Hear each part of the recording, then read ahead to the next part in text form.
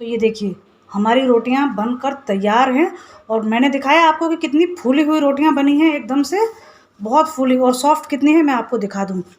ये देखिए कितनी सॉफ्ट है, बहुत ज़्यादा सॉफ्ट है। Hello everyone, welcome back to the channel. तो आज की रेसिपी बहुत ही अलग है। रेसिपी क्या है, मैं आपको कुछ बता रही हूँ रोटियों के बारे में। तो देखिए बहुत से लोगों को शिकायत होती है ना कि उनकी रोटियाँ नहीं फूलती हैं। तो इसमें ना तो हम ऑयल डालेंगे और ना ही सॉल्ट, बिकॉज़ हम सिंपली जैसे आटा लगाते हैं वैसे ही लगाएंगे। और इसके साथ एक बहुत ही ज़रूरी आपके साथ कुछ टिप शेयर करनी है। बात देखिए, ये जो हम बैंगल पहनते हैं ना, तो आप जब भी आटा लगाते हैं तो इसको ऊपर कर लीजिए। इसका क्या रीज़न है, हमारे बैंगल पर जो इस पे देखिए नग है, ये नग भी जा सकता है, बट जो स्पार्कल होता है ना वो आटे के साथ लगेगा और फिर वो हमारे खाने के साथ जाता है रोटियों में, और वही स्पार्कल हमारी हाथों पर चिपक जाता है, जिससे कि फिर आगे हमें प्रॉब्लम हो सकती है। तो ये हमें बहुत ध्यान रखना है कि हम जब भी हाथों में बैंगल डालें और आटा लगाते वक्त इसको हम हमेशा ऊपर कर लेंगे इस तरीके से, तब हम आटा लगाएंगे।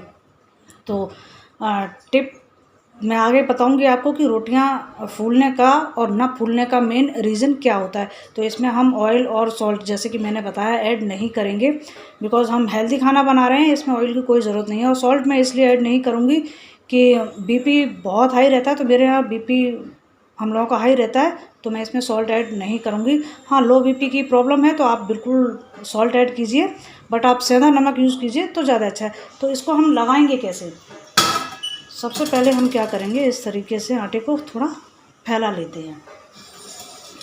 और अब हम इसमें पानी, बहुत ज़्यादा पानी ऐड नहीं करेंगे।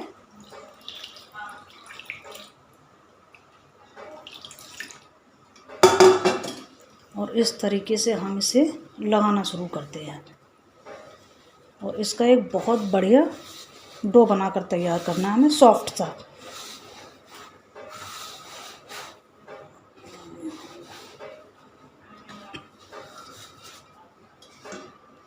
थोड़ा थोड़ा पानी हम डालेंगे इसमें, बहुत ज़्यादा पानी हमें नहीं डालना है, इससे हमारा जो आटा है वो बहुत ज़्यादा गीला हो सकता है।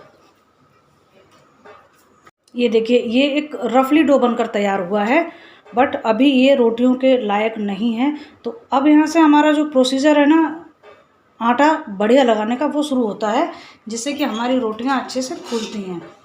तो हम थोड़ा थोड़ा पानी इस तरह से हाथ में लेंगे और इस तरह से हम थोड़ा आटे पर डालेंगे, थोड़ा हमारे परात में। तो इसको हमें मसल मसल कर अच्छे से डो बनाना है, बहुत ही चिकना सा। और पूरी परात में हम घुमा घुमा कर इसको, इसे हमें बहुत अच्छे से मसलना है।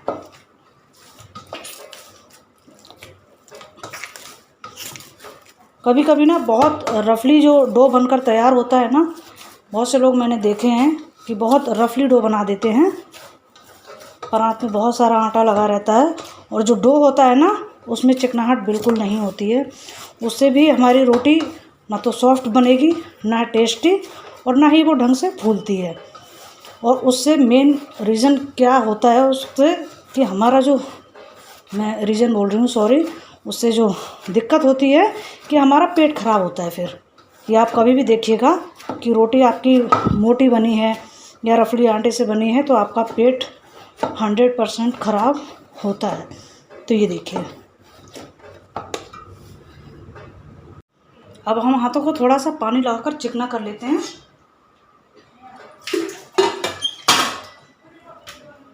इस तरह से हम एक बार और करेंगे और बस तैयार हो रहा है हमारा बढ़िया सा फाइन डो।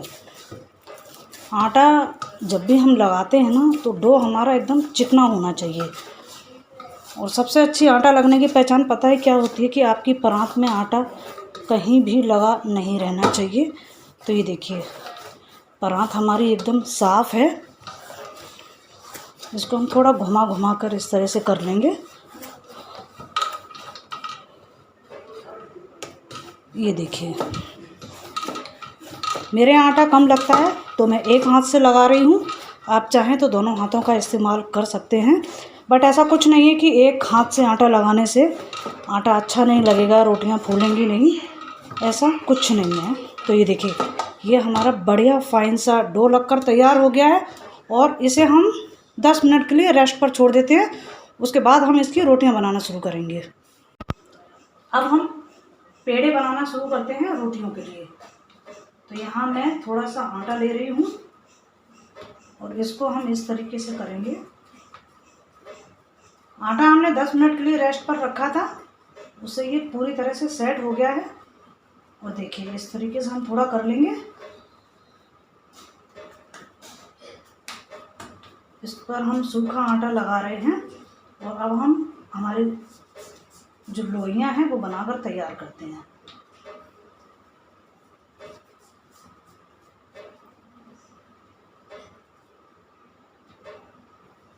लोई हमें एकदम से अपनी जो पेड़ा है ना आटे का, उसे चिकना बनाना है। देखिए इस तरीके से। और अब हम इसे बेलना शुरू करते हैं। बेलने के लिए हम इसको सूखे आटे में इस तरीके से कर लेंगे। आप चाहें तो चकले पर आटा डाल लें सूखा, बट मैंने इस तरह से किया है। और ये देखिए रोटी हम बेल लेते हैं। मैंने तवा ऑलरेडी गैस पर रख दिया है जो गर्म हो रहा है।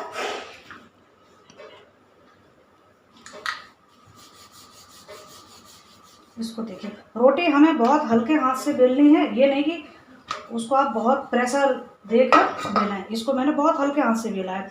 और अब इसे हम हमारे तवे पर डालेंगे। तवा बहुत ज़्यादा गर्म होना नहीं चाहिए। मेन रीज़न यही होता है रोटी ना फूलने का कि जब तवा बहुत ज़्यादा गर्म होता है तो हमारी जो रोटी है वो फूलती नहीं है। तो इसको हमें बहुत ज़्यादा गर्म नहीं करना है। ये देखिए रोटी बिल्कुल भी जली नहीं है। इसी तरह से हमें रोटियां तवे पर डालनी है। हम हमारी दूसरी रोटी तवे पर डाल देते हैं और आँच को हमने मध्यम रखा है। हम गैस को फुल नहीं रखेंगे, मध्यम ही रखेंगे। थोड़ी देर में हम इस रोटी को भी अपनी पलट देंगे। इसे भी हमने पलट दिया है।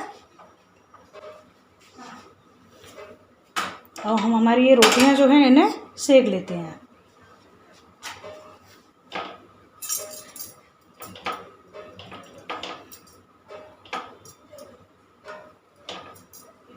देखिए रोटियां कितनी बढ़िया फूली हुई बनी हैं और कितने अच्छे से सेकी हैं। हम हमारी दूसरी रोटी भी इस तरह से सेक कर तैयार कर लेते हैं। ये देखिए कितनी फूली हुई रोटियां बनी हैं।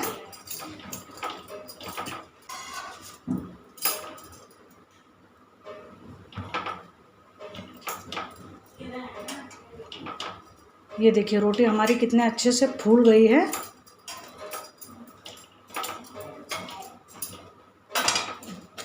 इसी तरह से हम अपनी और भी रोटियां बनाकर तैयार कर लेते हैं। तो ये देखिए हमारी रोटियां बनकर तैयार हैं और मैंने दिखाया आपको कि कितनी फूली हुई रोटियां बनी हैं, एकदम से बहुत फूली। और सॉफ्ट कितनी है मैं आपको दिखा दूं। ये देखिए कितनी सॉफ्ट है, बहुत ज़्यादा सॉफ्ट है। इतनी सॉफ्ट है कि आप मुंह में रखेंगे ना तो एकदम से चबाने में कोई दिक्कत नहीं होगी। और ना तो हमने इसमें ऑयल का यूज़ किया है ना ही सॉल्ट का। मेन इसके क्या रीज़न होते हैं ना फूलने के, कि आपको तवा जो है अपना बहुत ज़्यादा गर्म नहीं करना है, उसे मीडियम फ्लेम पर रखिए।